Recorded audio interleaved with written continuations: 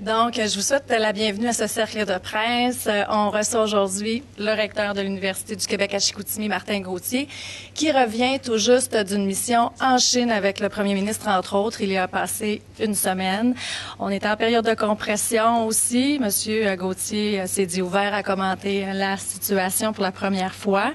Il va nous adresser la parole une dizaine de minutes. Et par la suite, je vais vous demander d'aller au micro, de nommer votre média et d'ensuite vous poser votre question. Donc, vous pouvez y aller, M. Gauthier. Merci beaucoup, Véronique. J'ai pas serré la main à personne, je m'excuse, j'ai un vilain rhume chinois. Donc, merci d'abord de m'avoir invité à vous rencontrer. On est très heureux de vous recevoir ici à l'Université du Québec à Chicoutimi. Effectivement, donc, le fameux rhume chinois me suivit de là. En Chine, la mission était particulière cette fois-ci. Je compare avec celle de 2005, là, mais disons que le premier ministre nous a donné le privilège, en fait, de l'accompagner. Et ça a été fort agréable, parce que le rôle de l'UQAC en Chine est très important. Très important pour le gouvernement du Québec. Le bureau du Québec, établi à Beijing, se sert de l'UQAC comme modèle de pénétration du marché chinois. Donc, on est un modèle québécois, et les gens ont envie de notre position, de notre situation. On a signé 3 ententes en Chine lors de cette mission. Il y en a une, la première, qu'on a signée, c'est celle avec Zhongshan Gongshang University. Bon, c'est une entente qu'on avait déjà. C'est un renouvellement, mais c'est important parce que c'est une autorisation du gouvernement chinois. Donc, c'est le ministère de l'Éducation de la Chine qui autorise l'UQAC. On est 9 universités dans le monde qui sont autorisées en Chine en ce moment. Il n'en autorise pas d'autres. Donc, c'est parce qu'on est là depuis plus de 10 ans. Donc, on a négocié avec le gouvernement chinois pour accroître nos efforts en recherche au niveau de la gestion de projet. Donc, c'était ça le renouvellement de l'entente. On a fait aussi une autre entente avec Shenyang University. C'est Shenyang Aerospace University. T'as un téléphone, là? Excusez-moi. Donc, avec Shenyang Aerospace University, c'est une collaboration générale. C'est surtout l'échange de professeurs, l'échange d'étudiants, l'intérêt pour de la recherche, entre autres dans le secteur de l'aluminium, des alliages en particulier. Shenyang Aerospace University ont travaillé étroitement avec Bombardier pour la construction du fuselage, une partie du fuselage des C-Series. Donc, ils ont un intérêt scientifique et aussi un intérêt académique, évidemment, puisqu'ils veulent former des jeunes ingénieurs chinois en aéronautique. Il y avait un autre volet aussi, une troisième entente qui était avec l'Institut Northern Institute of Technology and Science. Eux, leur objectif, c'est, aussi bizarre que ça puisse paraître, c'est de la francisation et de la connaissance de la culture québécoise.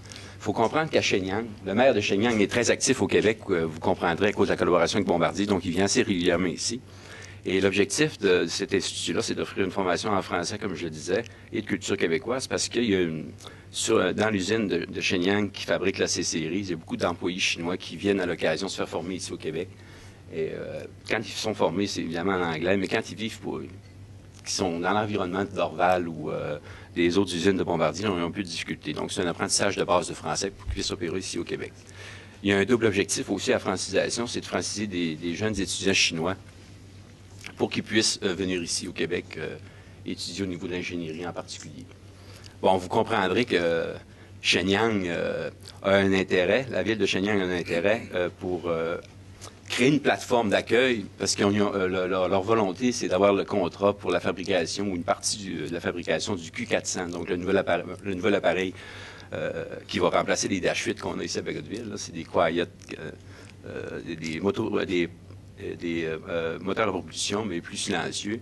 Puis la plus grande quantité de ces appareils-là vont être vendus en Chine. Donc, évidemment, Shenyang veut obtenir une partie du contrat. Et ils mettent les choses en place pour pouvoir accueillir Bombardier. Donc, le fait de franciser, d'avoir des collaborations avec des universités québécoises, ça facilite le dossier de représentation pour Shenyang. Donc, c'est en gros ce qui s'est passé durant l'émission en ce qui concerne l'UQAC. Mais vous comprendrez que l'UQAC joue un rôle d'intermédiaire aussi pour l'industrie québécoise. Donc, on est très actif à ce niveau-là. D'ailleurs, quand on a fait la mission, le début de la mission, le premier ministre a été très gentil à mon égard, parce qu'il nous a nommés spécifiquement, puis il a vanté les réalisations de l'UQAC en Chine. Et lors de rencontres plus privées, entre autres, le ministre Daou avait invité une 50aine de personnes pour faire un tour de table, puis il s'est avéré que j'étais assis à sa droite, donc j'ai parlé le dernier. Je n'ai pas parlé vraiment de ce qu'on faisait en Chine, j'ai plutôt dit l'impact de ce que les universités créaient en Chine ou ailleurs dans le monde. En fait, ce que j'ai dit, c'est que le réseau universitaire, en déployant sa recherche puis sa formation à l'étranger et en accueillant des étudiants étrangers sur notre territoire, on crée le plus beau réseau diplomatique informel qui puisse exister. Et ça, c'est pas du figuré, c'est du réel. Donc, c'est vraiment important. Donc, on a aussi d'autres projets en Chine, que je n'ai pas parlé, mais qui sont de nature similaire. On en a à Beijing, à Tianjin, à Hangzhou. Donc, souvent à la maîtrise en gestion de projet. Mais on a aussi des programmes d'informatique de gestion au niveau du bac et aussi un programme d'animation 3D avec le Centre-Nal. Ailleurs que la Chine, bien évidemment, on est dans d'autres pays, comme la Colombie, le Sénégal, la France, les États-Unis. Donc, on offre même un programme de formation en Alabama avec le Centre NAD de Montréal. Donc, ça, c'est assez extraordinaire parce que des universités québécoises qui se déploient aux États-Unis, c'est pas courant. Au niveau de nos projets de recherche, bien, il y en a plusieurs. Il y en a plusieurs, donc, en France, aux États-Unis, en Arabie Saoudite, avec M. Samuel, par exemple, en Chine, en Colombie, en Haïti, même, pour le développement durable, au Sénégal, avec le LERA, Mme Fall, qui est responsable de ce projet-là, au Luxembourg, en gestion de projet, et là, je pourrais en nommer d'autres. Évidemment, je pourrais vous mentionner aussi une collaboration qu'il y a eu avec le Japon. D'ailleurs, le Conseil général du Japon est venu ici à l'UQAC avant-hier. C'était sa première visite dans une université en région. Donc, sa première fois à Chicoutimi, évidemment. Donc, on était très heureux de l'accueillir. Et évidemment, notre vice-recteur qui a suivi une partie de sa formation au Japon était heureux de l'accueillir. Aussi, M. Sirois, qui est un chercheur ici au niveau aquatique. Donc, il y avait eu des collaborations de recherche avec le Japon. Donc, ça fait plus de 50 pays de collaboration. On a 2300 étudiants à l'étranger en ce moment. Donc, j'ai des chiffres, les gens m'ont sorti ça ce matin. Donc, on a 1518 étudiants en Chine, par exemple, 806 en Colombie, 60 au Maroc. Au Maroc, on a déjà eu plus de 1000 étudiants là-bas. Mais on a stoppé un projet parce qu'à un moment donné, il faut faire des choix. On n'a pas les ressources qu'on voudrait avoir. C'est comme ça que ça se passe. Ici, à Chicoutimi, on a 760 étudiants étrangers, 148 qui sont résidents. On ne peut pas les considérer comme étrangers, mais ils ne sont pas canadiens encore. Et évidemment, 175 autres étudiants qui proviennent d'autres provinces du pays. Vous allez me parler, puis je vais anticiper la question, des étudiants français. Donc, on a eu la visite de M. Hollande cette semaine. Et M. Couillard, évidemment, parler de la situation des étudiants français. Bon, c'est historique, depuis les années 70. Les Français sont accueillis ici comme des étudiants québécois. C'est-à-dire qu'ils payent les mêmes frais de scolarité que les Québécois. Et le Conseil du Trésor, du temps du budget de Marceau, du Parti québécois, avait décidé de stopper cette entente-là. Et bon, l'économie potentielle qui était figurée à l'époque, on parlait de 70 millions. La réalité n'est pas tout à fait ça. Je ne conteste pas les chiffres du Conseil du Trésor, mais c'est que ces étudiants-là ont une contribution positive pour l'économie québécoise. On parle de plus d'1 milliard de dollars par année. Donc, il y a un impact.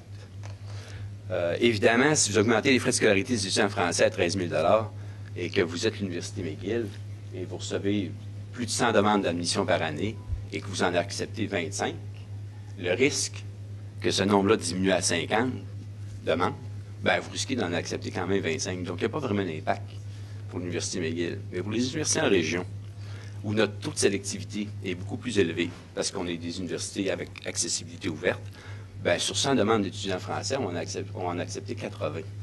Mais si ce nombre de demandes-là diminue à 50, bien évidemment, on ne pourrait pas en accepter plus que 50. Donc, ça a un impact majeur pour l'université. C'est un enjeu beaucoup plus important que les compressions qu'on subit en ce moment. On parle d'entre 7 et 10 millions d'impact pour l'UQAC si les étudiants français payaient les frais majorés tels que les étudiants des autres pays. Évidemment, on a fait des propositions au gouvernement pour corriger la situation. Et d'après ce qu'on peut lire dans les médias, bien, il y a 2 pistes de solutions qui restent. Un prix privilégié ou un quota de bourse par université. Je vous dirais que le quota de bourse par université, c'est la proposition qu'on en avait faite, nous. Et puis, ça risque d'être retenu, mais le prix privilégié peut être une solution satisfaisante dépendant du prix effectif qui va être mis à l'avant. J'ai encore quelques minutes, Véronique? Oui. Ça fait 10 minutes. Ça fait 10 minutes? Et actuellement, c'est 12 maximum. Parfait. Je vais prendre mon 2 minutes de plus pour vous parler un peu de la situation financière de l'université. Vous savez, quand j'ai été nommé en avril 92, pardon, je me mets... C'est long, hein?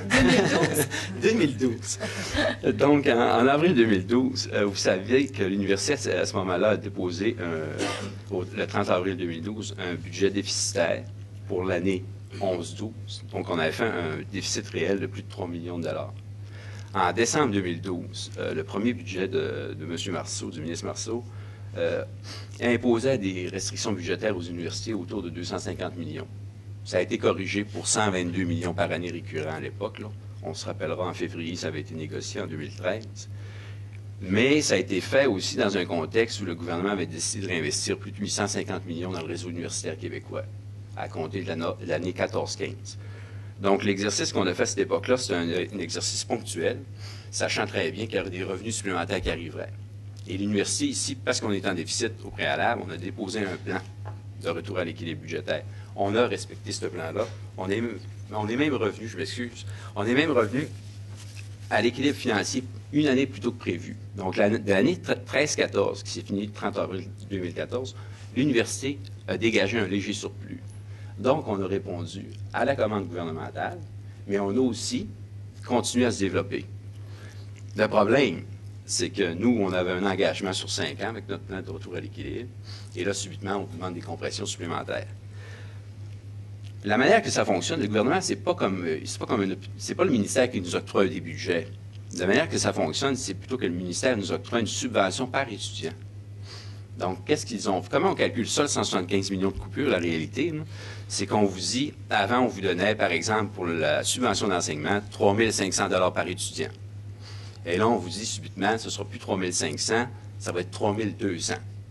Donc, vous allez devoir former le même nombre d'étudiants avec 300 $ de moins par étudiant. Et la croissance de votre effectif, par exemple, à l'UQAC, on a eu 3 d'étudiants de plus, c'est-à-dire à peu près 175 étudiants. Bien, ceux-là, on ne vous donne pas plus de fonds. Donc, vous devez vivre avec ça. Donc, le ministère, lui, quand on lui demande l'enveloppe pour les universités, elle s'est accrue. Oui. Elle s'est accrue de 1 %. En contrepartie, l'effectif étudiant, lui, a pu croître d'à peu près 7-8 %, d'où la difficulté. Ce qui fait qu'une université comme l'UQAC, où l'effectif étudiant a moins augmenté que l'effectif moyen des autres universités, bon, on se voit notre budget amputé. Même si on a un accroissement de l'effectif étudiant, il faut fonctionner avec un peu moins d'argent. Le budget total de l'université, si je viens que la recherche, c'est 120 millions. La subvention qu'on reçoit pour le nombre d'étudiants qu'on a du provincial, c'est autour de 65 millions. Donc, ce n'est pas la totalité du budget de l'université. Donc, l'impact, là, quand on le calcule comme ça, c'est 4 millions. C'est ça à peu près le manque à gagner qu'on a et qu'il faut récupérer. Évidemment, on va laisser aucune opportunité passer.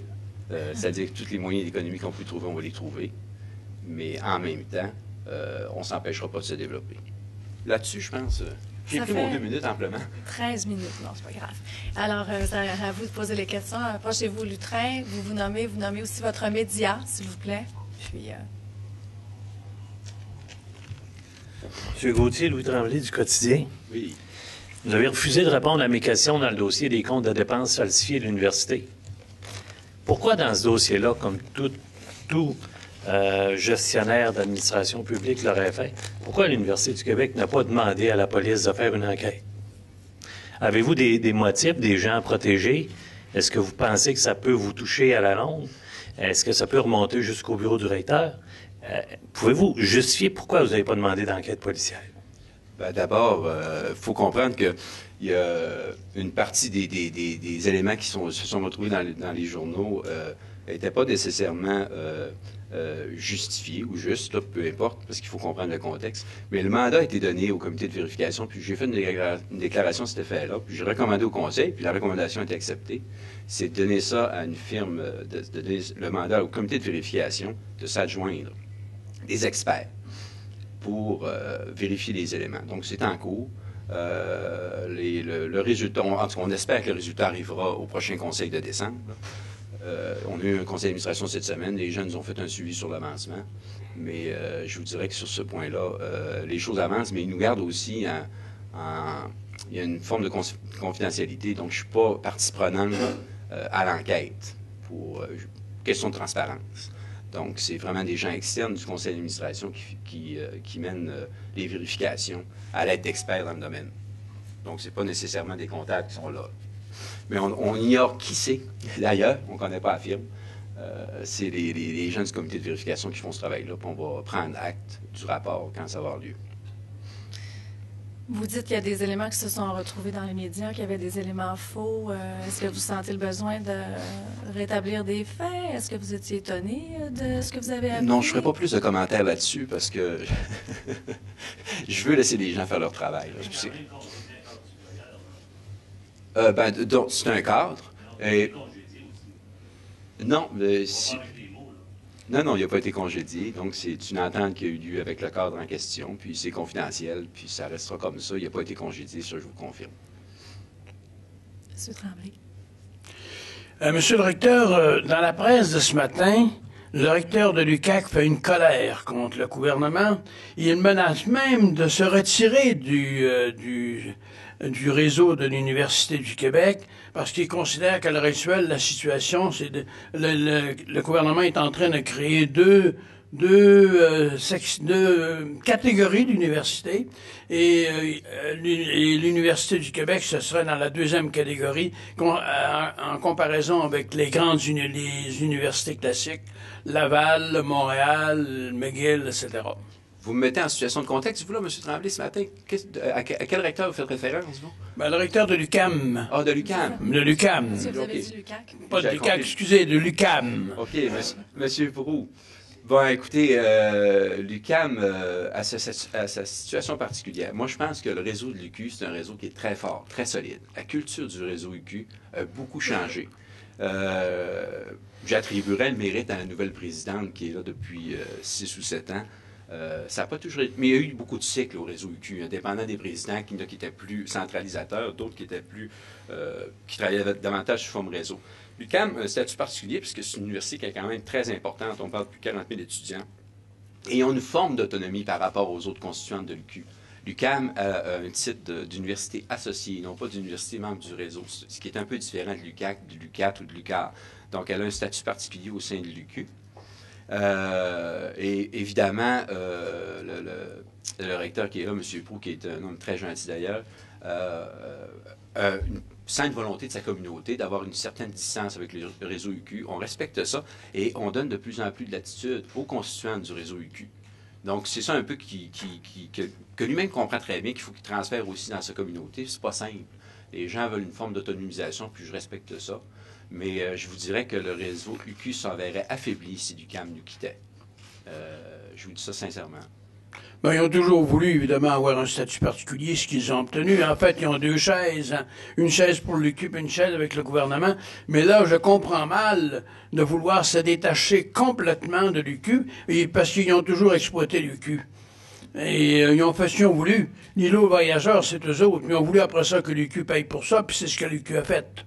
Alors, toutes leurs bêtises ont été payées par l'UQ. Puis là, pourquoi est-ce qu'ils se sépareraient davantage? Ils affaibliraient, évidemment, l'image, à mon sens, de l'UQ, parce que quand vous allez à l'étranger, quand vous dites que c'est l'Université du Québec, avec la plus grande université au pays, c'est sûr que ça fait un argument majeur. Mais là, si vous enlevez l'UQAM, c'est le seul avantage pour nous, c'est le nombre, c'est la puissance que nous donne l'UQAM. Mais pour le reste, l'UQAM a toujours agi selon ses caprices. Puis elle a toujours bénéficié de privilèges que les autres constituantes n'ont jamais eu. Mais se séparer, là, ça serait vraiment le coup de pied de l'âne. Oui, mais je voudrais corriger une petite chose là, pour l'îlot voyageurs. C'est un événement ponctuel. On en parle beaucoup, puis c'est regrettable, cet événement-là. Mais ça n'a pas été payé par le réseau de l'UQ. Ça, je veux corriger ça. Ça a été payé par l'ensemble des universités. Donc, toutes les universités en ont un peu souffert. C'est peut-être pour ça qu'on en parle aussi souvent. Mais je vous dirais que c'est un événement ponctuel. Il ne faut pas retenir ça uniquement des 40 ans d'existence du réseau de l'Université du Québec. C'était très ponctuel, c'est une erreur regrettable, mais on ne peut pas jeter le bébé avec l'eau du bain. L'UQAM, c'est une erreur, puis tout le monde regrette cette erreur-là. Et puis, je pense qu'il faut passer l'éponge là-dessus, puis dire que l'UQAM, c'est une université de plein droit, comme toutes les autres universités, qui a tous ses mérites. Autant que l'UQAC, autant que l'UQAT. Évidemment, par leur tard, ils ont une volonté d'autonomisation, puis il faut respecter ça. Maintenant, la réalité va faire en sorte que les gens vont pouvoir prendre conscience de l'importance qu'a l'UQAM dans le réseau et l'importance du réseau pour l'UQAM. Donc, mais je comprends très bien où on n'est plus en 1970 où on avait besoin de l'UQAM pour avoir des programmes parce qu'il y avait une masse critique de professeurs puis que l'UQAC ou à l'UQAT, on n'en avait pas. Je dirais leur contribution à ce niveau-là est moins significative, mais reste, comme vous dites, au niveau de l'image, c'est un réseau fort, unique au Canada. Le seul comparable qu'on peut trouver en frais de réseau universitaire, c'est en Californie. Donc, si on regarde ça, les avantages que le réseau californien en tire, si les plus grosses universités du réseau se retiraient, évidemment, tout le monde va y perdre un peu. L'UQAM aussi. Mais évidemment, ça leur appartient, cette décision-là. Puis, on va essayer, évidemment, de faire un peu de politique puis de représentation auprès des dirigeants de l'UQAM pour qu'ils restent au sein du réseau. Je pense que c'est la moindre des choses qu'on peut faire. Bonjour, M. Gauthier, Gilles Munger de Radio-Canada. Je voudrais revenir sur la question de Louis, parce que vous avez répondu, il y a une enquête administrative, ça on l'a bien entendu, mais sa question était, pourquoi vous ne portez pas plainte à la police s'il y a eu des documents falsifiés? En fait, là, j'aime pas beaucoup parler de ça, parce qu'il y a quand même des aspects qui sont pas terminés. Ça mettra en jeu une partie des vérifications qui se fait. Mais moi, ce que je peux vous dire, là, c'est qu'il y a peut-être des éléments qui manquent, qui vous portent à croire que c'est ça qui s'est passé. Mais c'est pas tout à fait ça, là. Donc, il y a des éléments qu'il faut vérifier, puis on regarde au niveau institutionnel qu'est-ce qui se passe. Est-ce qu'on comprend que c'est pas écarté, un scénario de porter plainte, si on voit qu'il y a quelque chose qui semble frauduleux? Ou quelle est votre position? Pour le moment, on n'a pas de recommandation dans ce sens-là. Pour le moment. Mais évidemment, comme je vous dis, les vérifications internes se font, puis si c'est le cas, puis si c'est ça la recommandation, on va les suivre, les recommandations qui vont être données par les experts. Bon, donc, comme ça, c'était la question à Louis. Je reviens avec ma question à moi. Vous avez parlé de 2300 étudiants à l'étranger. Il y a eu aussi, outre ce problème que vous faites allusion de vérification administrative, beaucoup d'actualités comme quoi, finalement, les comptes de dépenses sont très élevés, des voyages à l'étranger. Hein, j'ai vu passer un 20 000 tout à l'heure dans un article. Beaucoup d'argent, hein? Finalement, en bout de ligne, là, est-ce que c'est rentable ou est-ce que ça permet au personnel de l'université de voyager aux frais de on ne sait qui? Ou, globalement, pour l'université, tous ces étudiants-là, est-ce que ça rapporte de l'argent à l'université ou parce que vous parliez de compression aussi? Oui. J'aime pas beaucoup dire que ça rapporte. C'est le vocabulaire parce qu'il faut faire attention. Une institution universitaire, on n'est pas une entreprise mercantile. Là. Mais si vous voulez savoir si nos activités à l'international coûtent quelque chose dans les fonds publics, non. Il n'y a aucun fonds public qui est injecté là-dedans. C'est le contraire. C'est que toutes nos activités à l'étranger sont 100% financées avec les activités de l'étranger. Et je vous dirais qu'il y a plus d'1 million par année, $1 million par année, qui est réinjecté dans le fonds de fonctionnement de l'université à partir des fonds qu'on soit d'étrangers. En ce moment, ici, là, il y a à peu près une dizaine de personnes là, qui n'auraient pas d'emploi si ce n'était pas de nos activités internationales. Je parle seulement que d'ici. Je ne vous parle pas des emplois qui sont à l'étranger aussi. Des professeurs qui reçoivent des rémunérations parce qu'ils vont donner des cours à l'étranger. Donc, au bilan net, ça ramène de l'argent à l'intérieur de l'université qui permet de financer les étudiants québécois qui étudient chez vous, par exemple. Oui, puis ça permet même à des étudiants québécois d'aller étudier à l'étranger. Okay. En Chine, on a envoyé 9 étudiants avec des bourses complètes pour aller étudier là-bas. On en a une qui est revenue d'ailleurs, qui était partie depuis 5 ou 6 ans, qui a fait un MBA. Elle a reçu son MBA de l'Université du Québec à Chicoutimi, évidemment, mais elle a reçu aussi son MBA de l'Université de Peking University. Peking University, là, c'est dans les top 10 du monde. Donc, juste d'être admis là, c'est quelque chose. Si Mme la Présidente me permet, j'irai avec une question sur les étudiants français, juste en termes de précision. Vous en avez combien des étudiants français? Puis vous me disiez, vous avez évoqué le chiffre de 7 à 10 millions, mais j'ai mal compris qu'est-ce qu'il voulait dire, là, le chiffre. En fait, on a plus de 200 étudiants français actuellement à nos murs.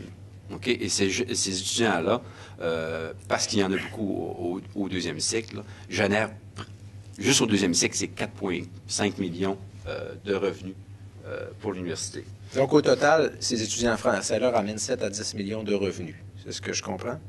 Ils sont financés à une hauteur de 7 à 10 millions. par année. Ils sont financés. Parce qu'eux-mêmes payent des frais de scolarité de 2 000 comme tous les Québécois. Là. Mais évidemment, il y a des subventions d'enseignement qui sont rattachées à ça. Par exemple, un étudiant qui est à la maîtrise en sciences appliquées, bien, la subvention équivalente de cet étudiant-là par année, c'est à peu près 21 000 Donc, vous faites les calculs. Si c'est au doctorat, on parle de plus de 30 000 par année. Donc, ça, c'est la partie financière. Mais je suis un financier de nature. J'aime pas beaucoup ça en parler. Parce que pour moi, c'est pas l'objectif, c'est un moyen, l'argent. Donc, j'aime pas beaucoup qu'on s'en serve comme mais au objectif. bilan net, vous dites, vous craignez qu'on passe de 200 étudiants et que ça chute. Oui, mais l'impact le plus important, c'est pas celui-là. Parce que perdre les 7 millions, on est capable. Si perdre 7 millions, quand on peut diminuer au coût de 7 millions, ça n'a pas d'impact pour l'université. L'impact est beaucoup plus grave que ça. C'est tous nos étudiants en recherche. Les étudiants étrangers forment le plus gros contingent de nos étudiants de 2e, 3e cycle. Ça veut dire qu'il n'y aura plus de recherche à l'UQAC. C'est ça le vrai impact. Ça, c'est pas 7 millions, là. C'est le développement économique. Donc, c'est pour ça que le contexte, je comprends que le contexte financier du gouvernement est très difficile, c'est difficile pour les universités, mais il faut arrêter d'être obnubilé par cette question-là. Il faut regarder les orientations réelles, la mission de l'université, c'est de préserver ça, puis de prendre des décisions stratégiques qui font en sorte que, oui, on peut répondre aux diminutions de revenus qu'on a ou aux compressions de dépenses qu'il faut réaliser, mais il ne faut jamais perdre l'objectif stratégique. Parce que c'est la même chose quand on veut changer les structures. On parle des CLD, des CRE, etc. Puis je ne ferai pas beaucoup de commentaires là-dessus, mais ce que je peux vous dire, par contre, c'est que quand on change une structure, avant de la changer, il faut se rappeler pourquoi on l'a créée. Est-ce que c'est vraiment stratégique quand ça a été créé? Oui, ça existe sûr. Est-ce que cette stratégie-là, cette orientation-là existe encore? Oui, parfait. Il faut se questionner sur l'abolition. Si ça a été créé pour un événement ponctuel, historique, qui n'existe plus, pourquoi on ne verrait pas la structure? Donc, c'est ce genre de questions-là qu'il faut répondre. L'université est appelée au même défi. Mon vice-recteur en enseignement-recherche a une belle phrase pour ça. Il dit, c'est pas compliqué, il dit, il faut repenser l'université. L'Université du Québec à Chicoutimi a été créée en 70. Quand l'inflation virait autour de 10 puis que l'économie croissait à 12 par année. Le taux de croissance économique est autour de 2-3 Est-ce qu'on est encore capable, avec cette croissance économique-là, de supporter le système universitaire actuel? La réponse, il faut que ce soit oui, mais c'est le comment. Donc, c'est pour ça qu'il faut repenser non seulement l'université, mais l'ensemble des structures. M. Gauthier, il y a quelques jours, dans Le Devoir, dans une lettre à l'opinion, il y a une trentaine de chercheurs, professeurs d'universités québécoises, dont 2, je pense, de l'UQAC, notamment Mme Gagnon, Christiane Gagnon, oui. Qui critiquent très sévèrement l'approche du gouvernement dans sa réforme des structures régionales, notamment la disparition de la CRE, les CLD. Bon, vous connaissez autant que moi le dossier. Soulève la question très précise que cette approche-là risque de briser ou en tout cas remet en question très sérieusement toute l'approche de concertation régionale, les visions de développement régional et tout ça. Depuis quelques années, depuis 20 ans, c'est des choses qui même s'il y a eu des changements de structure, ça a été quand même bien établi et il y a eu des effets, les professeurs le soulignent. Alors, qu'est-ce que vous pensez de ça, de cette réforme-là là, qui s'annonce et qui s'inscrive de toute façon dans le développement régional et le rôle que joue l'université également?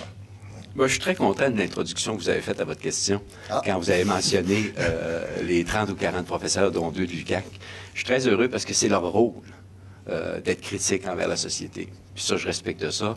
Et moi, mon rôle comme recteur, c'est pas de faire de ce genre de commentaires-là. C'est beaucoup rattaché à la fonction de professeur, puis je les admire quand ils le font. Maintenant, moi, ce que je peux vous dire concernant ces changements de structure-là, puis là, je peux répondre comme recteur, c'est que le changement de structure, ça appartient aux décideurs. J'en suis pas un pour ce niveau-là. Mais ce que je peux vous dire, c'est que l'argent qui est rattaché à ça, tous les enveloppes budgétaires qui sont rattachées au CRE, au CLD, etc., doivent rester. Parce qu'à un moment donné, là, si c'est pour évacuer les fonds puis ramener ça vers les grands centres, peut-être qu'on commet une erreur. Donc, ce qui est important, c'est pas la structure. C'est les moyens que les structures avaient. Ces moyens-là, il faut qu'ils continuent d'exister. Bon, on peut être créatif, là, mais je pense que c'est réellement ça l'enjeu comme recteur, là, c'est de garder les fonds ici. Si Mme la Présidente me permet une petite deuxième question. J'ai pas d'autorité, ça paraît. Qui concerne, il y a quelque temps encore, la menace de fermeture des conservatoires en région a créé une commotion dans le milieu. Il y a eu une réaction heureuse parce que finalement la ministre a reculé, mais ça a permis une prise de conscience dans les milieux du rôle que devaient et des partenariats que devaient établir les conservatoires. Je pense notamment à l'Université du Québec à Rimouski, à Sherbrooke également, peut-être à Trois-Rivières. Les conservatoires ont exploré la piste des partenariats, notamment avec les universités. Je sais qu'il y a quelques années, il y a eu à cet égard des discussions avec l'université. Il y a plusieurs années, mais les deux univers se sont restés éloignés. Est-ce que l'université pourrait être impliquée dans des projets maintenant pour établir, consolider le conservatoire et assurer son avenir? Merci pour cette question-là. Ça me donne une belle opportunité. En fait, bien l'opportunité, c'est, même en contexte de restrictions budgétaires comme ça, l'université est toujours à l'affût de son développement. On est toujours à l'affût. On ne s'est pas excité publiquement quand on a parlé de la disparition des conservatoires de musique, mais je vous dirais que dans les bureaux, on s'est excité. On a essayé de planifier tout ça et il y a beaucoup de téléphones qui se sont faits. Oui, il y avait un plan. Pour le Conservatoire de musique de Chicoutimi, il y en avait un. Je ne veux pas le dévoiler parce que je ne veux pas donner une solution à des gens. Là. Mais il y avait un plan, puis on y avait pensé. Puis il y a beaucoup de gens dans la région qui se sont impliqués. Donc, c'est notre rôle, je pense. C'était notre rôle. Puis on participait avec d'autres institutions pour sauver ça. Évidemment, ça a été heureux qu'on n'en parle pas. Ça s'est corrigé. Et les gens sont venus sur leur décision. Puis on est très satisfaits de la solution qui a été mise en place. Là. Donc, le respect de ces institutions-là. Mais, comme je vous disais, on avait planifié quelque chose. C'est un plan B, puis je vais me contenter de vous dire ça comme ça, parce que je ne veux pas inspirer... Non, le plan B, on l'a mis de côté, puis les conservatoires existent, puis ils vont continuer d'exister, puis c'est parfait comme ça. Et si jamais d'autres personnes avaient d'autres idées à l'égard de les faire disparaître, ben, le plan B, on leur sortira. Mais je vous dirais que c'est un plan B. Le plan A, c'est de garder la structure qui est là, puis de permettre aux jeunes de suivre leur formation musicale. Monsieur le recteur, l'université a développé un véritable modèle d'agent de développement économique avec la forêt et l'aluminium au cours des 25 dernières années. Ouais. On a l'impression, mais évidemment on a perdu avec Laval, le combat finalement de la protection de la forêt ou de l'exploitation forestière, mais quand même, il reste encore le consortium qui fait un excellent travail. Mais on a une perception de recul. Est-ce que je me trompe? Dites-moi quels sont les grands chercheurs qui vont remplacer les équipes qui s'éteignent progressivement, là, les Farzané, les Kiss, etc., là. Ah, vous les nommez, vous. En fait, oui, c'est un défi pour l'université, la relève. Au niveau de la recherche, là, je vous l'avoue. Mais ces gens-là, ce qui est agréable, ces gens-là en sont conscients du rôle important qu'ils ont joué. Puis ils tentent de nous aider à mieux planifier. Hier après-midi, j'ai rencontré justement les gens du Consortium de la forêt boréale où ils se sentent interpellés parce que les chercheurs, évidemment, pensent à leur relève, puis aux moyens aussi. Puis il faut comprendre que les moyens de financement de la recherche ont beaucoup changé depuis 25 ou 30 ans. On était très agressif lors de la création. Mais évidemment, quand ces chaires de recherche-là ou ces groupes de recherche-là se sont créés, ça a apparu beaucoup dans les médias parce que c'était nouveau. D'ailleurs, on va avoir des annonces à cet effet-là dans un nouveau secteur de recherche dans les jours qui viennent. Mais si je reviens à nos grands chercheurs, il y a une relève qui se prépare, il y a des moyens qui sont utilisés. C'est pas toujours simple. D'ailleurs, on a fait des représentations auprès du gouvernement pour trouver un moyen de financer la relève en recherche. J'essaierai de pas trop être long, mais vous prenez un cas particulier d'un chercheur qui génère 2 millions de recherches par année ici à l'université. Donc, il reçoit des fonds de 2 millions par année. L'université, indirectement, par les ministères, reçoit ce qu'on appelle des frais indirects de recherche qui représentent à peu près 40 du montant. Donc, c'est 40 de 2 millions, c'est 800 000. Seulement que ce prof-là, là, ça nous rapporte 800 000 pour l'aider, l'encadrer autour de sa recherche. Lui, s'il disparaît demain matin, non seulement on n'a plus 2 millions en recherche, mais on n'a plus non plus 800 000 pour aider ce secteur de recherche-là. Donc, ce qu'on essaie de trouver comme solution, c'est de dire, oui, le chercheur, il est en train de préparer son départ à la retraite, mais moi, ça me prend encore le 800 000 pour pouvoir embaucher des profs, pour pouvoir prendre sa relève. Le défi est là, c'est que nos contraintes financières font en sorte qu'il faut être créatif pour trouver un moyen d'assurer une relève. Et vous comprendrez que remplacer un Farzanet, un M. Samuel ou nommez-les tous si vous voulez, quand c'est un jeune prof, il n'arrive pas nécessairement au même point que M. Farzanet l'est après 25 ans ou 30 ans. Souvent, ça prend plusieurs jeunes profs pour pouvoir cibler celui qui va devenir le futur Farzanet. On n'est pas à l'Université McGill où je peux me promener sur la planète puis aller me chercher le meilleur chercheur du secteur puis lui offrir un demi-million de conditions pour l'installer ici à l'UQAC. On n'est pas capable de faire ça. Donc, il faut faire comme on a fait à l'époque. M. Farzanet, quand il est arrivé ici, c'est un jeune homme. Et il est devenu un chercheur grâce à lui, mais grâce aussi à l'université. Puis ça, les chercheurs le reconnaissent tous. Donc, il faut répéter cette recette-là, mais elle n'est pas si évidente que ça, parce que souvent, nos chercheurs se sont créés eux-mêmes. Donc, ils sont arrivés ici, ils avaient un goût de développer une expertise, puis ils l'ont fait.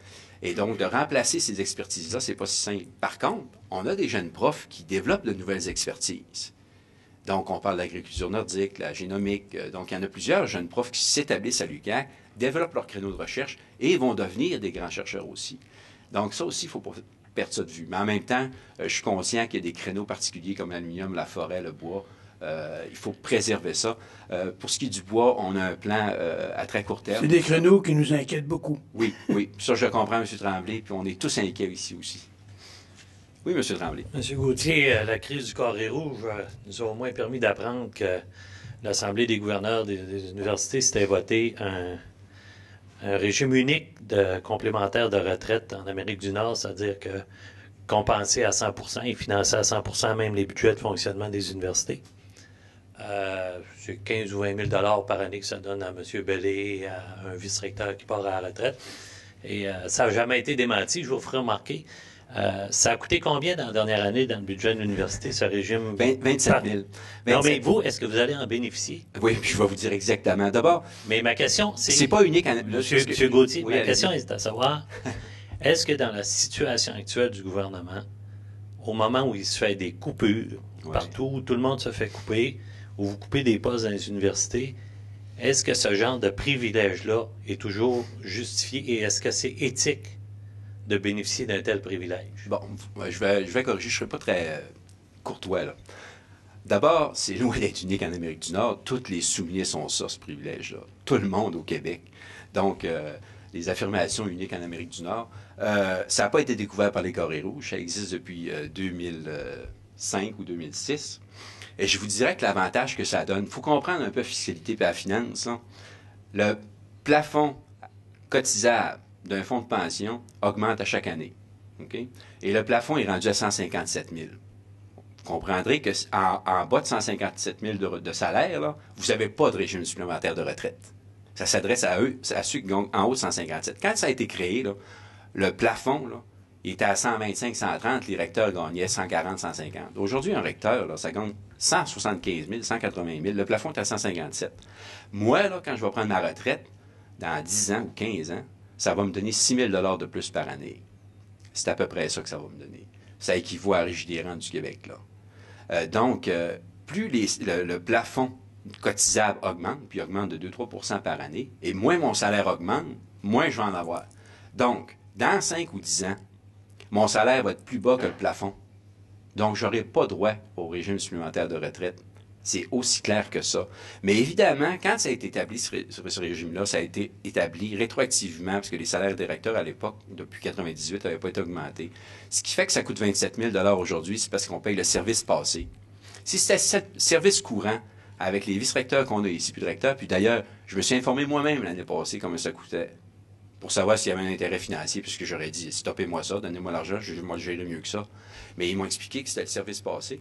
Et ce service passé représente 3/4 de la facture. Donc, c'est un peu complexe. Il faut être en finance pour bien comprendre l'enjeu. Mais la facture, c'est un peu comme votre assurance maison. Vous êtes obligé de la payer. Parce que si vous ne la payez pas, la perte de votre maison va être trop risquée pour vous. Donc, vous aimez mieux payer une prime de 1 000 par année pour peut-être avoir jamais rien. Donc, c'est à peu près ce qu'on fait en ce moment là, au niveau de la haute fonction publique québécoise, parce que c'est tous les hauts fonctionnaires qui ont droit à ça. Bon, pourquoi ça avait été accordé aux recteurs à l'époque? C'est parce qu'ils n'ont pas voulu mettre des salaires à 350 ou 400 000 comme les autres institutions. Ils ont dit, ben bonifiez votre régime de retraite, puis ça a quand même une valeur. Bon, ça avait une valeur à l'époque, ça en a de moins aujourd'hui. Et pour ce qui est des cas de figure de ceux qui gagneraient 20 000 ou 30 000 de plus, ça, c'est pas ça du tout l'avantage que ça procure. Bonjour, Joanie Harvey pour les radios Énergie Rouge FM. On parlait de recherche tout à l'heure. Monsieur Couillard disait il y a quelques semaines que l'UQAC serait appelé à réaliser des travaux sur le développement du plan Nord. Est-ce qu'on comptait réaliser des projets en ce sens? Oui, je pense que M. Couillard a bien répondu quand il est lui-même venu ici au cercle de presse. On a été interpellés tout de suite après. Là, évidemment, il y a eu une sortie médiatique, mais le ministre Arcan a pris la peine de me téléphoner chez moi un samedi. M. Couillard a revalidé quelques jours plus tard. On va être impliqués. Les gens de l'INRS nous ont téléphoné. Je rencontre la rectrice de McGill la semaine prochaine à cet effet-là. Moi, mon inquiétude, là, ça ne se situait pas au niveau des professeurs et des chercheurs, parce qu'honnêtement, ils sont obligés, comme Institut nordique, de demander la contribution de nos profs parce qu'on a des expertises qu'eux n'ont pas. Donc, l'histoire, c'était beaucoup plus comme institution. On aurait dû être impliqués dès le départ. C'est un peu ça, là. Et ça a été corrigé, puis ça va être corrigé. Les autres partenaires universitaires sont d'accord avec ça. Donc, le défi maintenant, c'est de répondre. Ils vont arriver avec les grandes orientations de l'Institut du Nord, donc les grands secteurs de recherche. Puis c'est là qu'on va regarder avec nos collègues professeurs quelle orientation qui les intéresse le plus. Puis on est en train de sensibiliser les collègues pour savoir un peu quelle contribution positive on peut faire là-dedans. Ça, c'est pour l'Institut du Nord. Pour ce qui est du plan Nord, évidemment, le plan Nord renouvelé, on est interpellé aussi à cet effet-là. Donc, on va mandater des gens pour assister aux rencontres puis voir à la mission pour aux grandes orientations du nouveau défi. Hey, je m'excuse. Pascal Girard, Progrès Dimanche. Oui, M. Girard. Lors du mandat précédent et surtout en campagne électorale, la maire de Saguenay a mentionné souvent qu'il voulait faire de Saguenay une ville universitaire. Il y a déjà une année de mandat de passé. Est-ce qu'il y a des actions concrètes qui ont été faites au cours de la dernière année pour faire de Saguenay une ville universitaire, peut-être par comparaison à ce qui se passe à Sherbrooke? Est-ce qu'il y a eu des choses qui se sont faites? Est-ce que vous avez rencontré le maire ou c'était des paroles de campagne qui en sont restées là? Non. On en avait parlé ensemble avant la campagne. Il en a parlé pendant la campagne. Je ne m'attendais pas à ça. On a eu des rencontres. Il y a un comité qui va être mis en place, Université-Ville. Et j'étais à Gatineau, peut-être moi, la veille de partir en Chine, et j'ai rencontré le maire de Gatineau, puis en discutant avec lui, et je trouve qu'il a une bonne idée. Lui, ce qu'il a fait, c'est qu'il a demandé à un membre de son conseil d'être le responsable de l'enseignement ou de l'enseignement supérieur. Et puis, ça devenait l'interlocuteur privilégié pour les institutions d'enseignement à Gatineau. Donc, ce que j'ai demandé à M. Vautier, c'est de faire en sorte avec le conseil municipal qu'on nomme quelqu'un qui serait... En tout cas, je trouve que c'est une bonne idée, qu'on nomme quelqu'un responsable de l'éducation ou de l'enseignement au conseil de ville. Puis c'est comme ça qu'on pourrait échanger et établir des ponts. Ça, c'est un moyen. Et l'autre, évidemment, on y tient beaucoup, ça, c'est de créer un comité dédié à ça. Il y a un mandat qui a été donné, je suis au courant parce que les étudiants m'ont interpellé là-dessus, il y a un mandat qui a été donné par Promotion Saguenay à des étudiants de maîtrise pour faire une vérification de ce qui se fait ailleurs au Québec, un peu pour voir quel genre de modèle qui existe. Le rapport est supposé être déposé éventuellement à Promotion Saguenay. Je ne pense pas que ce soit un rapport public, là, c'est le travail d'étudiants, en fait, là. Mais disons qu'ils sont à l'ouvrage parce qu'ils sont venus nous interpeller à cet effet-là. Et puis, je pense que ça peut faire une bonne base de discussion. En tout cas, certains éléments qui vont sortir de ça qui pourraient être intéressants à la fois pour la ville et pour l'université. Mais le concept de ville universitaire, on en parle, mais c'est inévitable. L'université est ici.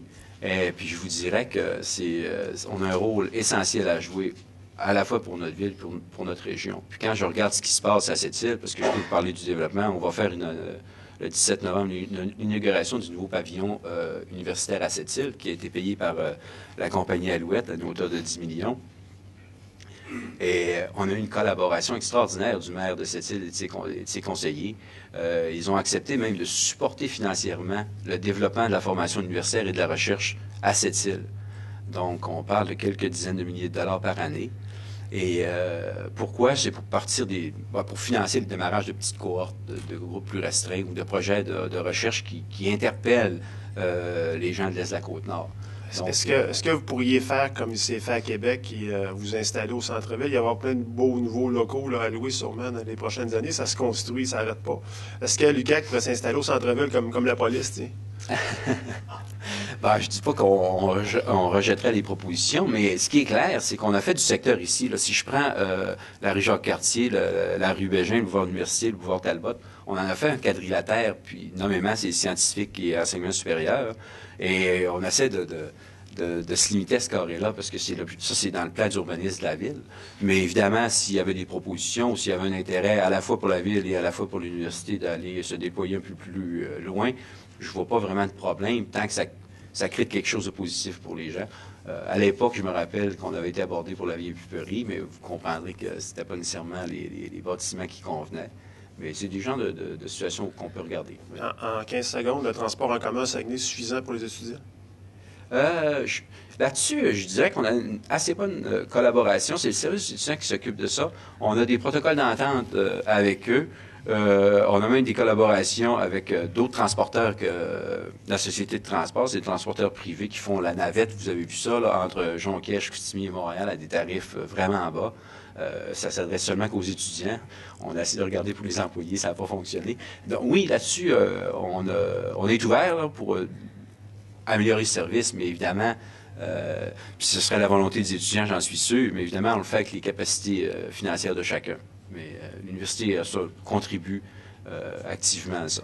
Puisqu'on est dans le sujet, je me permets peut-être une petite question. Souvent, le rayonnement d'une université, ça passe par les sports. J'ai hâte de voir qu'est-ce que les gens de Promotion Saguenay vont nous dire là-dessus, mais est-ce que le projet d'une équipe de football entre de petites universités, est-ce que c'est tombé à l'eau complètement, ça, ou bien c'est encore dans les cartons? Non, pour être très franc avec vous, je pense pas que ce soit dans les cartons pour des choses à court terme. Je parle pas du sport en général, je parle spécifiquement du football, parce qu'au niveau du sport d'excellence, on se développe énormément. La difficulté avec le football, c'est les coûts. Les coûts d'opération d'une équipe de football comme ça pour une petite université comme nous, c'est très difficile. Puis il faut comprendre qu'à l'Université Laval, par exemple, l'équipe de football, c'est une organisation distincte de l'université. Puis ils ont des contributeurs financiers importants. À Québec, donc c'est plus facilitant. Ici, au Saguenay, on a essayé. On a eu des contributions de la famille Molson, entre autres, pour essayer de démarrer quelque chose. On avait 3-4 jeunes hommes d'affaires qui s'étaient impliqués, mais la faisabilité pas... à court terme, la faisabilité n'est pas envisagée. Non, c'est pas viable là, pour le moment. Monsieur Gauthier, je ne faudra pas que vous croyiez que je suis obsédé par l'argent, mais compte tenu que les autres sujets sont bien couverts, je reviens juste pour avoir le portrait précis. Je me suis fait un schéma dans ma tête, budget 120 millions, 65 millions qui provient de Québec. Vous avez parlé d'un plan de compression. Il était de combien, juste m'aider à d'abord baliser quelques chiffres, là, ce qui s'est fait depuis 2012, vous avez coupé de combien à peu près par année pour avoir une idée de grandeur? Eh bien, écoutez, en 2012-13, là, si je prends qu'on avait un déficit de 3,7 millions cette année-là, on est parti avec moins 3,7 millions. Et le gouvernement a fait les compressions de 125 millions. Si je prends le 250 000 divisé par 2 années, là, ça, on parle d'un 3,2 millions supplémentaires. Donc, le total, c'est 6,9 millions de compressions qu'on avait à faire. Que vous avez fait, ça, c'est l'exercice de 3 ans, là, mettons, là. C'est ce que vous avez coupé depuis par année. À partir de 2012, c'est l'effort qu'il fallait faire, puis on avait convenu avec le gouvernement qu'on atteindrait l'objectif de ces compressions-là en 14-15. Ce qu'on a réussi à faire, c'est de le réaliser en 13-14. Donc presque 7 millions par année de compressés. Et là, on vous demande un effort supplémentaire de 4 millions. J'ai bien compris? Trop, oui. OK. Donc, j'aime bien les schémas simples. Ça m'aide à l'expliquer. Donc, le 4 millions, vous allez aller chercher où? Qu'est-ce qui s'en vient? Je comprends c'est ça. Ça, c'est aller chercher le premier 4 millions, là, en 2012, c'était compliqué. Aller chercher 4 millions de plus que le 7 millions qui a déjà été compressé, là, ça demande un travail très judicieux. Donc, ce qu'on a fait, c'est qu'on a rencontré l'ensemble de la communauté, puis on les a appelés au défi. Vous savez, en 2012, il n'y avait pas de vice-recteur aux ressources. celui qui assume les fonctions des finances. Il n'y en avait pas. Il était parti, il avait quitté l'université pour la retraite. Et c'est moi qui ai assumé les fonctions de vice-recteur aux finances pendant 1 année et demie, en même temps que celle de recteur. Donc, vous comprenez, j'ai déjà fait le travail une fois, puis il fallait le faire rapidement, parce que la compression, c'est en temps de 90 jours, sinon la fin de l'année financière était atteinte. Le défi qu'on nous demande là, on a un petit peu plus de temps, ce qui nous permet de mieux réfléchir. Ça fait qu'on a fait l'appel à toute la communauté, et les gens sont à contribution. Puis moi, je suis très confiant. Je sais que c'est très difficile, là, et les gens sont à contribution, et ils vont trouver des solutions. Ce qui risque d'arriver, c'est que j'ai pas encore vu le plan. Le plan, je vais le voir à partir de lundi. On s'est gardé quelques jours, là, parce que... Donc, lundi, on va regarder les propositions qui ont été faites par les différents services et départements de l'université. On va regarder de l'impact de ces propositions-là sur les autres secteurs, parce qu'un secteur peut donner une compression quelconque ou une solution quelconque à un problème, mais ça peut avoir un impact ailleurs. Donc, il faut valider tout ça. On se donne la semaine. Et vendredi, 14 novembre, ce qui est prévu, en tout cas, il y aura un conseil d'administration spécial pour adopter le budget révisé. Alors, puis on s'entend là, que c'est des mesures qui vont être mises en place immédiatement. Là. Disons qu'il y a des... C'est pour l'année en cours, là. Oui, mais on va faire ce qu'on peut. On va faire ce qu'on peut. Mais évidemment... Il va y avoir un déficit. On espère... C'est assez difficile d'arriver à 4 millions comme ça à court terme, après déjà 7 millions. Puis moi, j'ai fait une entente avec le gouvernement. C'est le plan de retour à l'équilibre. Puis il était convenu dans ce plan-là qu'il y avait des revenus qui arrivaient. Maintenant, on décide de ne plus envoyer les revenus. Ben, quelque part, moi, j'ai respecté ma parole. On va faire un effort, c'est clair. Et on ne peut pas se permettre de ne pas faire d'effort parce qu'on va s'handicaper pour plusieurs autres années. L'impact du 4 millions, c'est réel, mais il y a un plus gros impact, puis lui, on ne le connaît pas, c'est l'année 15-16. Donc, on ne connaît pas le prochain budget. Et va-t-il y avoir encore des compressions ou pas? Donc, c'est ça qui est un peu difficile. Fait que, oui, il y a des compressions qui vont se faire dans l'immédiat, parce qu'on n'a pas le choix, mais il y a des compressions qui vont être à plus long terme. Par exemple, les départs à la retraite. On ne peut pas demander à quelqu'un de partir à la retraite. Les gens partent à la retraite volontairement, c'est une décision personnelle, puis on respecte ça. Mais s'il y en avait plus que prévu, c'est facilitant. Puis s'il y en a moins que prévu, ben c'est un peu plus difficile. Donc, c'est pour ça qu'il y a beaucoup d'imprévisibles. Mais on essaie de maintenir... Vous savez, je veux corriger une affirmation qui s'est faite dans le journal ce matin. On parlait de 50 postes qui étaient en jeu. Il n'y a pas 50 postes qui sont en jeu, là. L'idée, c'est qu'on veut trouver des moyens créatifs pour faire en sorte que, oui, ça va être difficile. Oui, il y a des postes qui ne sont pas remplacés. Mais oui, il va y avoir encore des embauches à l'Université du Québec à Chicoutimi pour des choses très précises, ponctuelles, nécessaires. Donc, c'est pas vrai qu'on est en austérité à un tel point qu'on va oublier notre mission. Donc, je pense que les gens, il faut qu'ils comprennent bien ça, là. Mais avez-vous évalué le nombre de postes en jeu? Est-ce que vous êtes rendu là ou bien l'exercice est trop? Non, mais en fait, ce que je peux vous dire, c'est effectivement 80% du budget, c'est en masse salariale. Il y a un 20% qui est potentiellement compressible, mais dans ce 20%-là, il y a la facture d'Hydro-Québec qui ne se compresse pas, là. Donc, mais dans le 20 millions, il y a encore de la place. Donc, le souhait, le réel, là, c'est que personne ne soit affecté. Donc, pas de personnes qui sont à l'embauche de l'université, qui quittent l'université par compression budgétaire. Ça reste dans nos objectifs, mais évidemment, il faut voir si c'est réalisable ou pas. Donc, je vais voir lundi. C'était dans le même sens, Linda Bergeron de Radio-Canada. Oui. Je voulais vous demander si aujourd'hui, vous étiez en mesure de garantir qu'il n'y aurait pas de coupe de poste ou encore de service et comment on peut continuer à se développer dans un contexte comme celui-là, parce que vous disiez tout à l'heure que c'est primordial pour l'université de continuer là, sur sa lancée. Il y a des gens extraordinaires à l'université. Je vous dirais même que dans le plan de compression là, des 2 dernières années, à l'année 13-14, on a réussi à atteindre l'équilibre budgétaire. Mais dans le budget actuel, 14-15, on avait prévu 1,3 million de budget pour le développement. Ça ne s'est jamais vu dans les 14 dernières années, ça, à l'UQAC. Que le recteur puisse dire, on se garde 1,5 million pour se développer. On a ça comme marge de manœuvre. On pourrait décider de prendre 1,5 million. Êtes-vous en mesure de garantir qu'il n'y aura pas de coupe du tout de poste? Non, je ne peux pas vous garantir ça parce que ça dépend de la définition que vous faites d'un poste, si vous reliez ça à une personne ou à un poste. Évidemment, l'université, là, à terme, là, va être obligée de revoir sa structure. Donc, oui, il y a des postes qui risquent d'être abolis, mais les postes qui vont être abolis vont se faire par attrition probablement. Donc, c'est personne qui va perdre son emploi. Moi, ce que je tiens où je fais attention, c'est pas de créer de vent de panique à l'université. Les gens se sentent le climat ici est difficile parce que les gens se sentent en insécurité, puis je comprends. Mais il faut maintenir un climat de confiance. pour que, justement, les solutions viennent. Parce que si les gens se sentent menacés pour leur propre emploi, ils ne donneront pas de solution. Donc, ce qu'il faut comprendre, c'est que le but, c'est pas de faire perdre les emplois de quelqu'un, mais c'est de repenser nos affaires. Puis quelqu'un qui part à la retraite, qui dit, ben pour réorganiser mon poste, parce que je faisais ça, puis on pourrait changer la façon de faire, voici ma proposition. Il n'y a pas d'impact réel. Donc, c'est Il y en a combien de départs possibles à la retraite potentiels? Ben, en fait, des départs à la retraite, en moyenne à l'université, c'est entre 20 et 25 personnes par année, OK. grossièrement. Donc, si vous faites le calcul de la masse salariale de ça, on parle de 2 millions, 2 millions et demi. Mais évidemment, dans les 25 départs à la retraite, il y a des personnes qu'il va falloir remplacer de façon inévitable, là. Mais ce ne sera pas systématique. Donc, chaque poste va être analysé. Chaque fois qu'il y a un départ à la retraite, pas une question, pas deux questions, mais minimalement 3 questions qui vont se poser si c'est nécessaire ou pas de remplacer ce poste-là. Oui, M. Robert.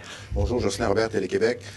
M. Gauthier, si on se tourne vers l'avenir, que serait Saguenay si Saguenay était, selon votre vision, une ville universitaire? Ah oui, c'est une bonne question. En fait, c'est la démonstration que j'ai faite au conseil de ville de Sept-Îles quand j'aurais demandé d'investir dans le pavillon universitaire Alouette à Sept-Îles. On regardait les taux de diplomation. J'aurais fait une démonstration statistique de la présence d'université puis la non-présence d'université sur un territoire. Et puis les gens, la communauté de Sept-Îles en sont pleinement conscients, tellement qu'ils voulaient avoir leur propre université. Ce que le gouvernement ne pouvait pas faire, mais on a une présence à Sept-Îles depuis 40 ans, mais notre présence va s'accroître parce que les gens veulent qu'on développe des nouvelles offres de programmes puis des nouveaux secteurs de recherche. Donc, si je fais le parallèle inverse, Saguenay ne serait pas comme Saguenay si l'Université du Québec à Chicoutimi n'avait pas été là. Et puis là, vous êtes le premier interpellé au niveau culturel. Regardez ce que le département des arts et lettres a fait comme dynamique au niveau des arts et de la culture, au niveau du Saguenay-Lac-Saint-Jean. Donc, il y a plusieurs exemples comme ça que je pourrais vous donner qui ont créé ou ont permis de développer la région. Je pense à Pluricapital, sur ça au niveau des sciences économiques, je pense au niveau des sciences appliquées, même au niveau de la recherche avec Rio Tinto à Alcan. J'ai eu la visite du directeur du centre de recherche d'Arvida, qui a été accompagné du directeur du centre de recherche de Saint-Jean-de-Maurienne en France et de celui de la Suisse. On comprend que c'est à l'USuisse, puis Chigny anciennement, puis l'Alcan anciennement. Les 3 sont venus à mon bureau pour m'expliquer que leur meilleure relation de recherche qu'il y avait en Europe et au Canada, c'est avec l'Université du Québec à Chicoutimi, puis ils voulaient démarrer un nouveau projet de recherche ici, en plus de tous ceux qu'on a déjà. Donc, ça en est des contributions que l'université fait à sa région. Merci beaucoup, M. Gauthier. C'est déjà terminé. Merci d'avoir été là. La semaine prochaine, il y a 2 cercles. Il y en a un avec la FTQ et il y en a un autre aussi avec Christian Wachiche, qui est le chef de bande d'OBGYN. Merci. Merci à tout le monde.